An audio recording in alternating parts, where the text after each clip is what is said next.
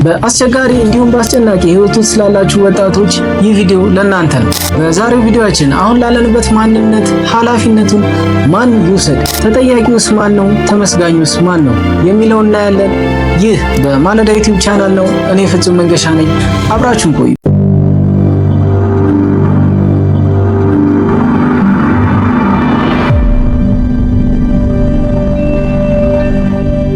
አሁን ባለንበት ዓለም ህይወት ከየት አንስታ ወዴት እንደምታስቀምጠን አይታወቅም። ለአንዳንዶቻችን ከምናስበው በላይ ትልቅ ስኬት ማማ ላይ ታስቀምጠናለች። ለሌሎቻችን ደግሞ ገና በለጋ እድሜያችን ተስፋ መቁረጥ የተሞላበት የማንችለው የመሰለ የህይወት ማጥ ውስጥ ትከተናለች። ታዲያ የመጀመሪያው ጥያቄው የሚሆነው ህይወት ታዳላለች ወይም? እስካሁን ባለሁበት የእድሜ ደረጃ ድረስ የገባኝ ነገር ቢኖር አንድ ሰው አሁን ላለበት ህይወት ትልቁን ሚና ይጫወታል ብዬ የማስበው ራሱ ያ ሰውዬ ነው። ትክክለኛ የስኬት ህይወት ከሆነ በፈጣሪ እርዳታ ነው ብዬ አስባለሁ።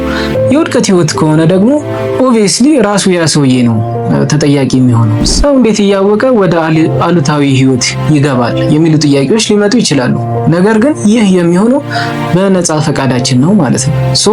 ነፃ ፈቃድ ምን ማለት ነው የሚለውን እናያለን። ነፃ ፈቃድ ማለት ከእግዚአብሔር ወይም ከአምላካችን ወይም ከፈጣሪያችን የሚሰጠን ትልቅ ስልጣን፣ የፈጣሪ አምሳል ተደርገን የተፈጠርነው። ከፍጥረታት ሁሉ የሰውን ልጅ ልዩ የሚያደርገው ነፃ ፈቃዱ ነው። እንደ ምሳሌ ልንወስደው የምንችለው ከመጽሐፍ ቅዱስ ላይ የአዳም ታሪክ ነው ማለት ነው። የሰው ልጅ የመጀመሪያው የሆነው አዳም ነው። ነገር ግን ለዚህም ለነፃ ፈቃዳችን ማሳያ የሚሆነው ዕፀ በለስ የተባለች ህግ መኖሯ፣ እግዚአብሔር አዳምን ይህችን ዕፀ በለስ እንዳትበላ የሚል ትእዛዝ ማዘዙ፣ ዲያብሎስ ደግሞ አዳምን የማሳቻ መንገዶችን መጠቀሙ ወይም ደግሞ ግፊት ማሳደሩ፣ እነዚህ ሁለቱ የሰው ልጅ ወይም አዳም ነፃ ፈቃድ ውስጥ እንደነበረ፣ ትክክለኛውን መንገድ የመምረጥም የተሳሳተውን መንገድ የመምረጥም ነፃ ፈቃድ ነበረው። የእግዚአብሔርን ትእዛዝ ሳይተላለፍ የዘላለም ህይወትን ማግኘት ይችላል። የእግዚአብሔርን ትእዛዝ ተላልፎ ደግሞ የዘላለም ሞትን ማግኘት ይችላል። በዛ በምርጫው ኖሯል ማለት ነው። ጥያቄው የሚሆነው ምንድነው? የቱን ትመርጣለህ ወይም የቱን ትመርጫለሽ? ምርጫህ ምንድነው? ምርጫሽ ምንድነው? በህይወታችን እያለን ሁለት አይነት ምርጫ አሉ። አዎንታዊውን የመምረጥ አሉታዊውንም የመምረጥ። ልክ ከላይ እንደጠቀስነው የአዳም ታሪክ ማለት ነው። የሰው ልጅ አዎንታዊ ህይወትን መርጦ ህይወቱን ወደ ተሻለ ደረጃ ማድረስ ይችላል። አሉታዊውንም እንዲሁ መርጦ ህይወቱን ወደ ከባድ አዘቅት ውስጥ መክተት ይችላል። የኛ ምርጫ ምንድነው? አዎንታዊውን የመምረጥም አሉታዊውን የመምረጥ ነፃ ፈቃድ አለን ማለት ነው። የህይወት ምርጫችንን ለማወቅ በመጀመሪያ ደረጃ የምንኖርለትን ዓላማ ማወቅ ይኖርብናል። ዓላማችንን ካወቅን ደግሞ የመኖር ትርጉሙ ይገባናል። የመኖር ትርጉሙ ከገባን ደግሞ ምርጫችንን ማወቅ መለየት እንችላለን። መነሻችንን ካወቅን ብዙ ጊዜ መድረሻችንን ማወቅ እንችላለን። አሁን ጥያቄው የሚሆነው ምን አይነት ህይወት ላይ ነኝ ብሎ ራስን መጠየቅ። እኔ ብዙ ጊዜ በህይወቴ ደስታዬን ሳጣ፣ ያለሁበት ሰርክል ጥሩ እንዳልሆነ ሲሰማኝ፣ ትክክለኛው ፓዝ ላይ እንዳልሆንኩ ሲሰማኝ ለራሴ ጥያቄዎች እጠይቃለሁ። የመጀመሪያ መከተለው ዘዴ ምንድነው? ለራሴ ጊዜ መስጠት ነው ማለት ነው። ራስን ለመጠየቅ በመጀመሪያ ምን ያስፈልጋል ማለት ነው? ብቻችንን መሆን አለብን። ነገር ግን ብቻችንን ለመሆን ዲሳይድ በምናደርግ ጊዜ ከጓደኞቻችን ልንለይ እንችላለን፣ ከስራ ባልደረቦቻችን ልንለይ እንችላለን፣ ከቤተሰብ ልንነጠል እንችላለን፣ የነበርንበት ዙሪያ ሰርክልን ነቅለን ልንወጣ እንችላለን። እነዚህን ሁሉ አውቀን ዲሳይድ ማድረግ አለብን ማለት ነው። ዲሲዥን ሜከር መሆን ትልቁ ሚና ይጫወታል ራስን ለመሆን። ያንን ዲሳይድ አድርገን ከጨረስን በኋላ ግን ምንድነው ለራሳችን የምናስብበት የግል የጥሞና ጊዜ ይኖረናል ማለት ነው። የጥሞና ጊዜ ማግኘት ራሱ ትልቁን ስቴፕ እንደሄድን ነው መቁጠር ያለብን። ስፒሪቹዋሊ ስናየው ሞስት ፕሮባብሊ ከፈጣሪያችን ጋር ጥሩ አይነት ኮኔክሽን እንዲኖረን ያደርጋል።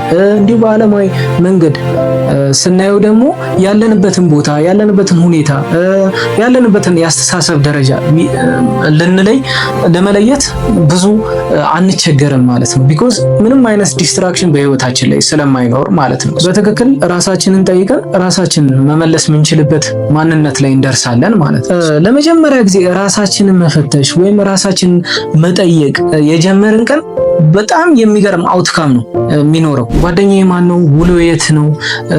ስራዬ ምንድነው? ለምንድን ነው የምኖረው? መድረሻዬስ ምንድነው?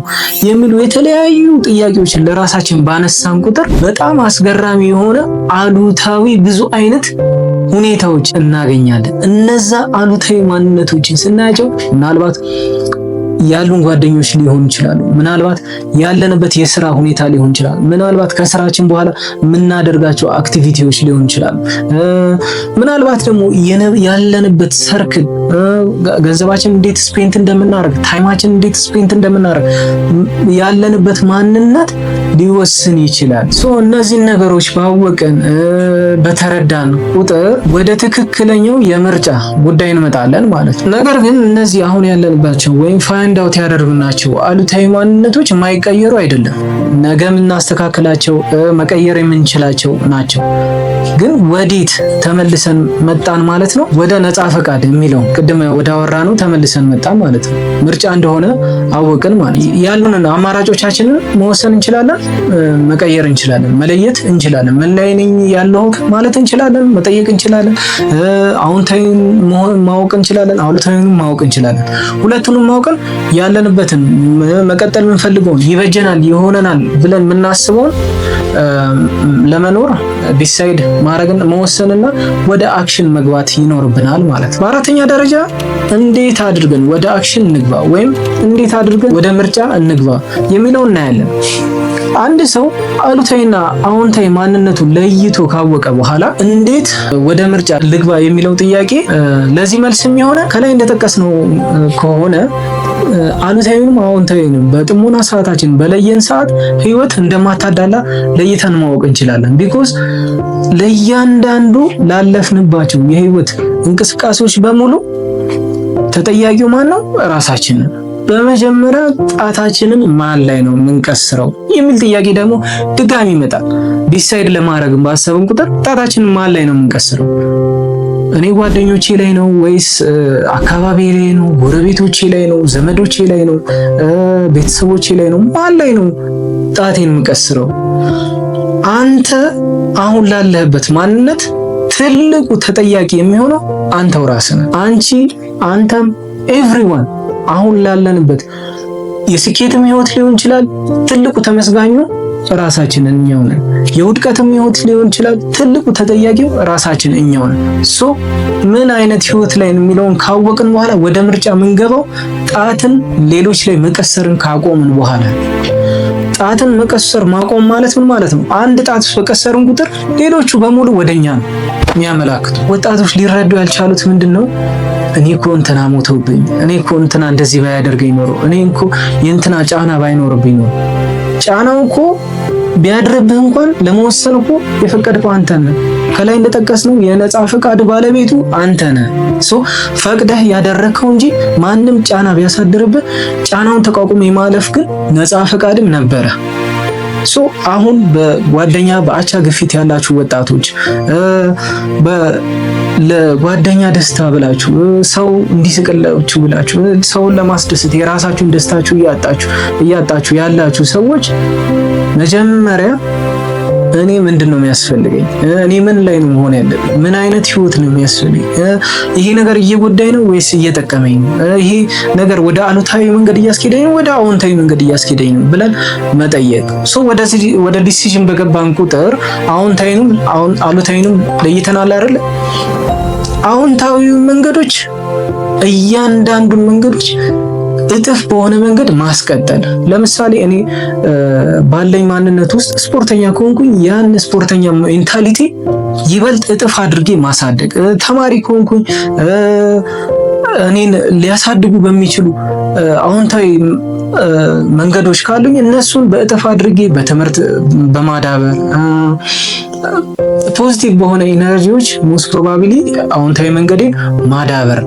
አሉታዊ ማንነቶችን ነቅሰን ካወጣን በኋላ ግን እነዛ አዎንታዊ ማንነቶች መቀየር ከባድ ነው። መጀመሪያ እነሱን ከመቀየራችን በፊት ቁርጠኝነታችን ምን ያህል ድረስ ነው?